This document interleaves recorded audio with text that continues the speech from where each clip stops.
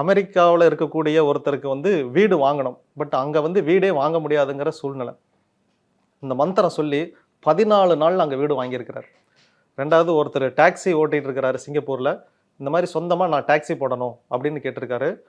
7 நாளில் அவர் டாக்ஸி வாங்கியிருக்கிறார்.